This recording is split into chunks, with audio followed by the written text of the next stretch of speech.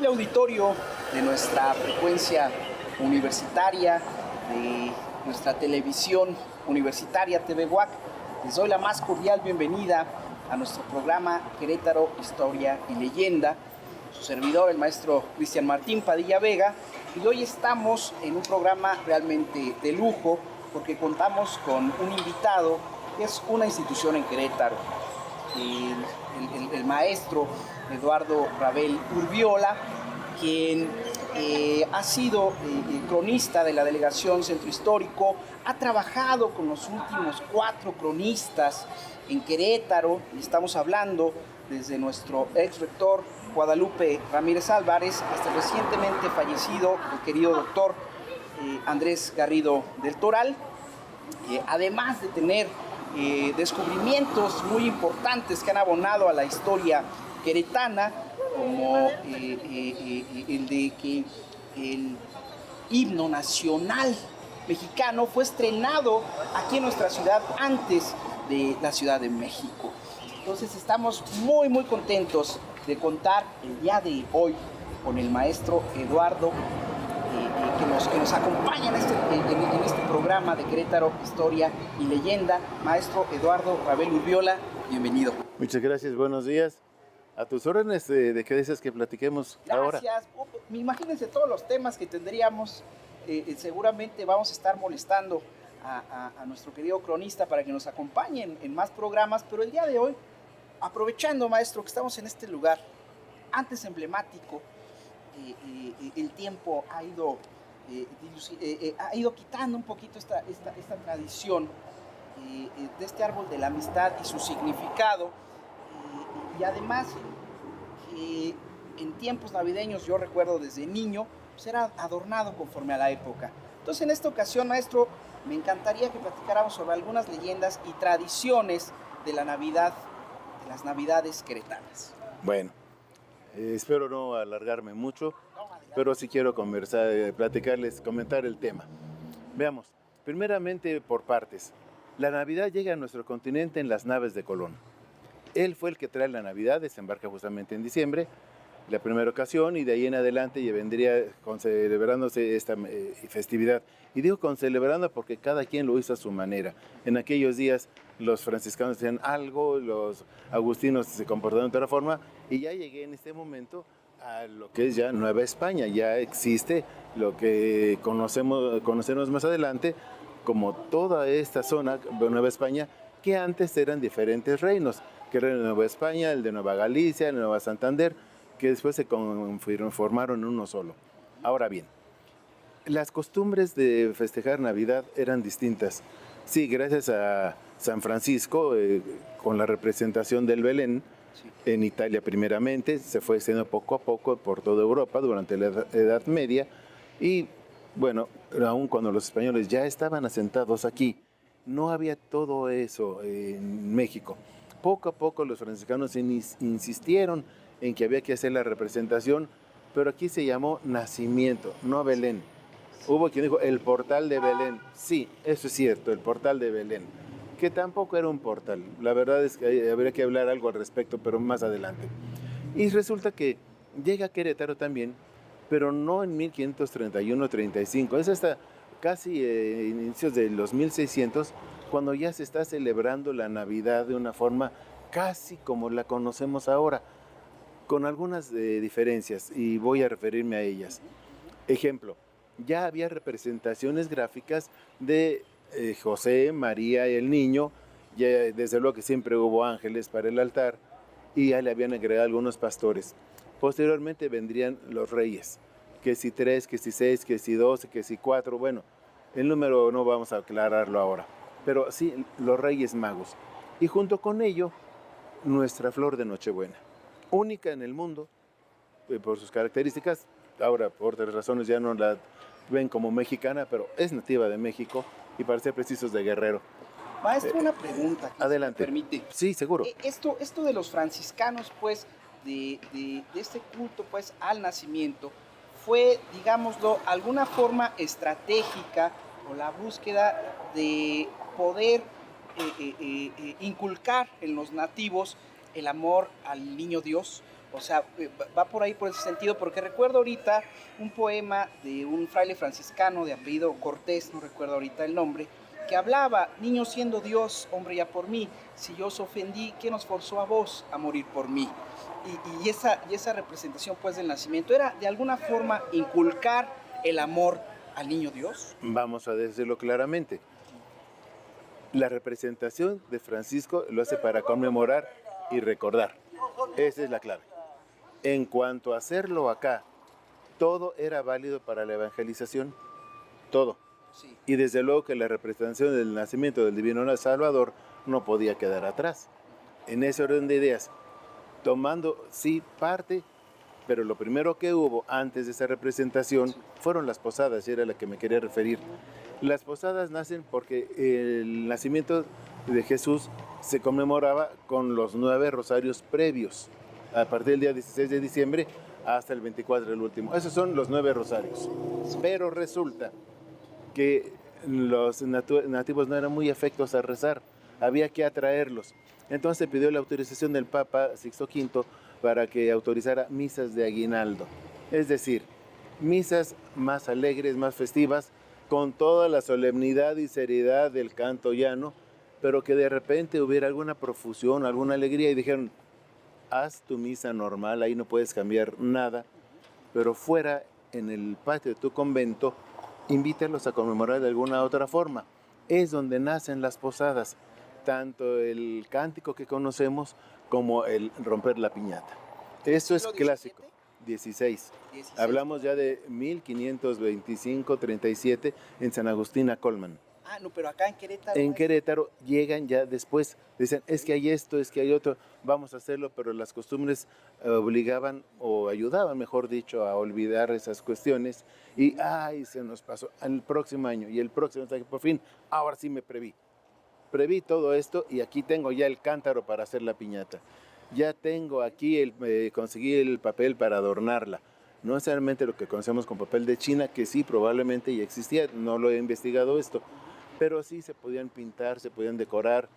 Y hay quien dice que no, que sí, con papel viejo hacían los cucuruchos, porque siempre la piñata representó una estrella de 7 puntas, ninguna otra figura. ¿Por qué? Porque son los 7 pecados capitales. Entonces, eso significaba la piñata. Son los 7 pecados capitales, y adentro están los dones, el premio a la virtud. Por eso es que la fe ciega, que es el que la va a paliar, va con una venda y va con un palo revestido de colores o pintado, porque esa es la fe, la perseverancia. Y por eso hay que atacar el pecado para destruirlo, que al llegar a ese culmen, pues se va a tener la dicha de la redención.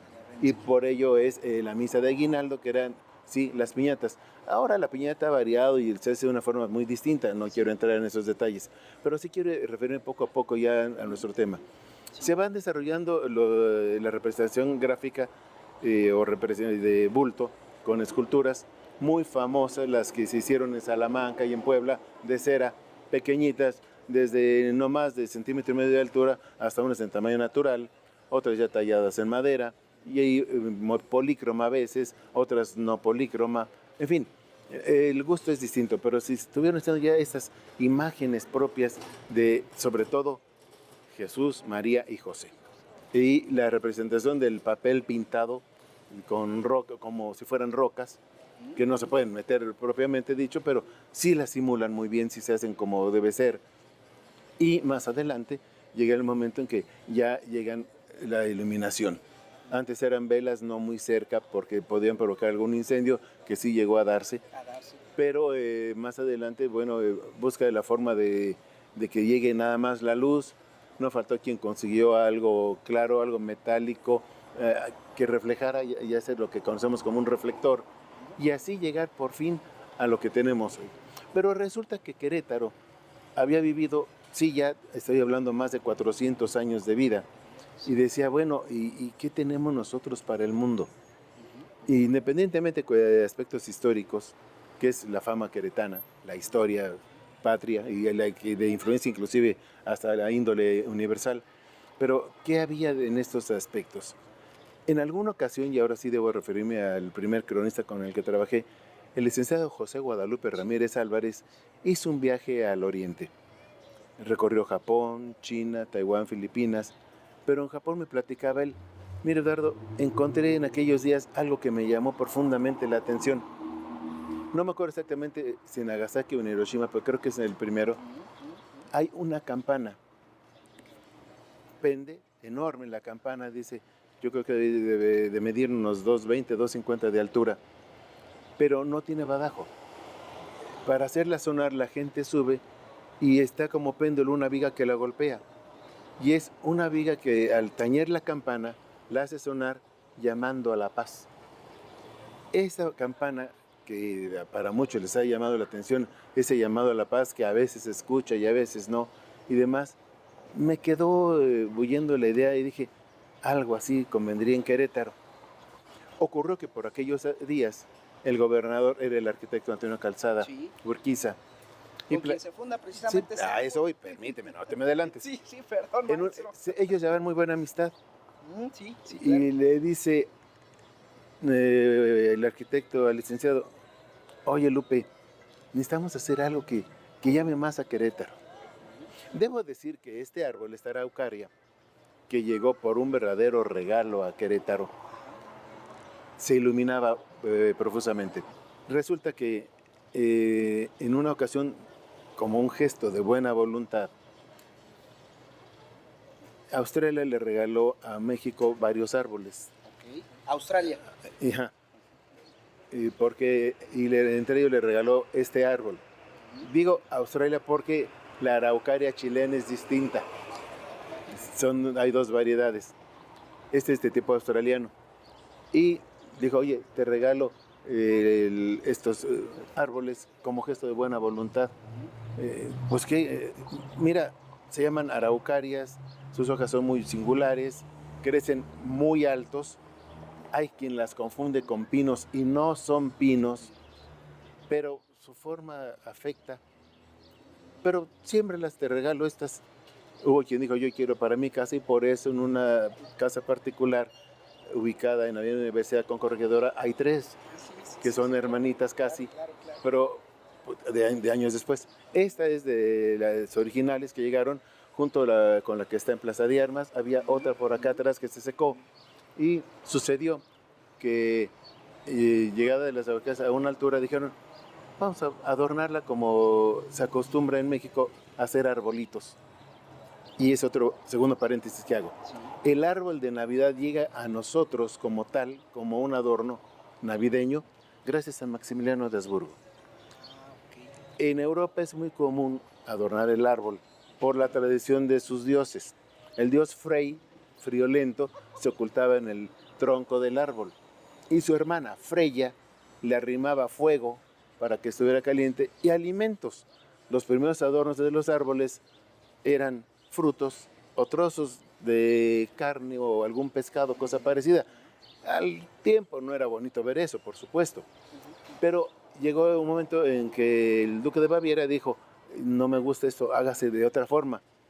Y como había, pues sí, sabemos los artesanos muy ágiles con el vidrio, muy hábiles, pues le presentaron figuras de fruta y dijo, esto es lo que yo busco, que luzca siempre. Y ya le ponían pequeñas velitas en las ramas, pero muy distanciadas para evitar incendios, que también los hubo, porque siempre los ha habido por estos motivos. Hacen los adornos de vidrio y luego el príncipe consorte de la reina Victoria, Alberto Saxe-Coburg-Gotha, le impone mucho el ver la Navidad tan fría en Londres. Dice, no, yo quiero como en mi tierra. Pues, ¿qué quieres? Vamos a buscar un árbol y lo ponemos y lo adornamos, tráiganme de allá de la familia esto, el otro. Y dije, oye, está muy bonito, lo dan a conocer, se esparce por todo el Reino Unido. Se lo conocen los norteamericanos y dice, para pronto, vámonos a todo el resto del mundo. Así nos llega el árbol de Navidad tal como lo conocemos. Como verán, no es propio de los conquistadores. Conquistadores bélicos. Sí. Conquistadores económicos, sí. Veamos que hay diferentes conquistadores. Porque si viene de Europa a final de cuentas. Sí, pero aquí en Querétaro dijeron, es que para representar el árbol en la época de Maximiliano, con que matar un árbol no nos hace gracia. Entonces cortaban ramas de pino, y sobre todo el pino crucita porque es el más aromático. ¿Qué sucedía? adornaban con eso, se embalsamaba la casa, pero el árbol permanecía casi incólume y seguía creciendo. Eso era lo que se buscaba. Bueno, cierro este paréntesis, voy al otro paréntesis. Esta araucaria empezó a adornarse con focos, sí. Yo recuerdo cuando estaba personal de la entonces Compañía de Luz y Fuerza Queretana, poniendo los foquitos. Y era un montón de foquitos de wattaje muy bajo, creo que eran 15 cada uno, subidos ahí de una forma como ellos lo acostumbraban para ver los cables y colocar las luces.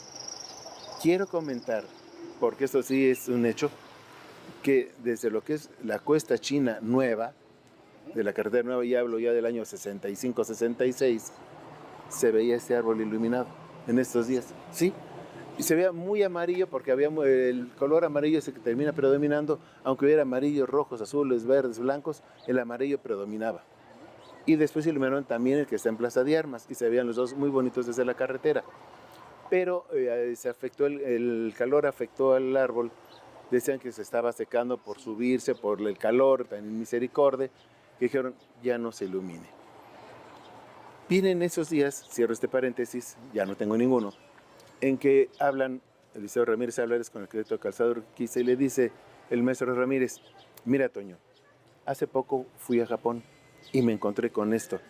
Para mí fue una novedad, para ellos existe desde el año 49, entonces ya no es totalmente novedoso, pero sí es común y se pide que los visitantes suban y hagan sonar la campana, sobre todo los que no son de Japón, los extranjeros, principalmente, para que de todas partes se haga un llamado a la paz. Dice, bueno, ¿no querrás que pongamos una campana? No, espérate. Aquí campanas hay bastantes y suenan muy bien. No es necesario llegar a ese extremo. Pero ¿qué te parece si hiciéramos un árbol de la amistad? Y entonces dice, a ver, barájamela más despacio. Sí, mira, la araucaria que se ilumina cada año, que ahora se ha pedido que no por estas cuestiones, sí dice, ni la toques. No, yo no la quiero tocar. Al contrario, quiero cuidarla, preservarla. ¿Cómo? Pongamos una placa que diga, este es el árbol de la amistad, con una leyenda bonita en que indique que los queretanos llamamos a estrechar los lazos de amistad, de amor, de fraternidad con el mundo entero, y de esa manera Querétaro le entregue al mundo lo que estás pidiendo. Dice, magnífica idea. Y fue así como se colocó esta placa que dice que es el árbol de la amistad en que Querétaro promueve la amistad de los pueblos. En 1977, ya en los últimos días como gobernador del arquitecto Antonio Calzado Urquiza. Y era la razón de estar aquí, justamente en estos días en que ya aflora el sentir navideño, en que ya empieza a haber algunos adornos, porque estamos ya en los últimos días de noviembre. Pero esto a fin de cuentas nos deja ver que Querétaro sigue entregándose a las fiestas navideñas, primero, como diría aquella cantante, por el gusto de sentirlas, de vivirlas y estar en calor familiar. Segundo, porque Querétaro se viste de tal manera con estas fiestas, con todas sus costumbres, la cabalgata, los carros bíblicos, la recua, el desfile de los reyes, todo esto, que dice, queremos que continúe. Y tercero, porque a últimas fechas, con estos días de pandemia, han insistido en que Querétaro se ha quedado muerto, y no. Querétaro ha tenido a fin de cuentas el adorno, el gusto por la Navidad, y se sigue preservando en cada uno de los hogares, ya sea con el nacimiento de la representación, que es lo más propio de nosotros, o ya sea con el árbol, que no he querido hablar para nada de Huehuecoyotl, que también venía a ser un dios mexica y festejaba estos días, y tampoco he hecho referencia al cambio de siglo de los mexicas también por estos días.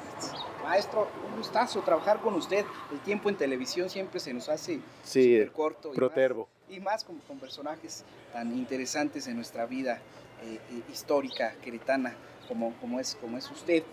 Pero para cerrar, maestro, ¿hacia dónde va esta y otras tradiciones queretanas en torno a la Navidad?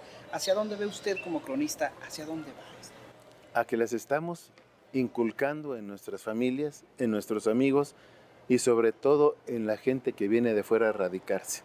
En alguna ocasión en la presentación de uno de los heraldos, porque fui director de la revista, lo dije claramente: Querétaro para los queretanos, no haciendo a nadie a un lado, sino Querétaro para los queretanos, tanto de nacimiento como de adopción. Estos últimos a mí me tienen mucho cuidado y mucho reconocimiento porque siempre dejan algo a favor, casualmente. Y a los hechos me remito, que no voy a entrar en ellos en este momento. Pero a eso vamos justamente, a que las fiestas navideñas queretanas se sigan preservando con ese mismo sabor y ese toque provinciano.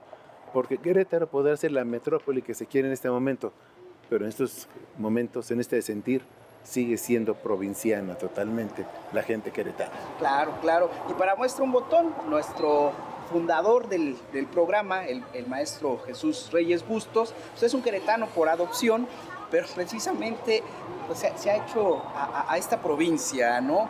Él trabaja mucho el personaje histórico de Pigmenio González, por ejemplo, que es pues muy queretano, ¿no? Sí. El fundador de este programa, coanfitrión ahora con un servidor. Y bueno, pues yo sí soy queretano de nacimiento, mi padre, mi abuelo. Yo recuerdo este árbol siendo niño, todavía lo recuerdo iluminado y todo esto que nos está usted Sí, platicando. perdóname la interrupción, en alguna ocasión para protegerlo se le pusieron abajo unos reflectores, intentando que la luz llegara un poco más fría. No se logró mucho. Ahora con los LEDs ya no hay tanto problema. Perdón. O sea, ¿se podría retomar entonces, maestro? De hecho, se está buscando, si se fijan, hay una estructura metálica fija en el árbol, como cono, que ya nada más una parte se ilumina con sistema LED. Yo espero que ahora hay algunos cambios. No sabría decir cuáles, pero la esperanza siempre muere al último. Ojalá, maestro, porque sería maravilloso volverlo a ver iluminado, volverlo a ver en ese espíritu que buscaba y que buscó en algún momento nuestro rector Guadalupe Ramírez Álvarez, gracias al gobernador, el arquitecto Antonio Calzada, en aquella década de los 70, ¿verdad? Y que se retomara eso sin dañar obviamente al árbol. Al contrario, que se le cuide y se le preserve. Súper agradecido con usted, maestro, por regalarnos estos minutos de su tiempo, por compartirlos con toda la comunidad universitaria y con todos los queretanos que nos escuchan a través de la frecuencia de TV UAC. Muchas gracias y un excelente día, y a pasar estas fiestas navideñas recordando nuestras tradiciones. Esto fue Querétaro, Historia y Leyenda. Feliz Navidad y próspero año. Muchas gracias.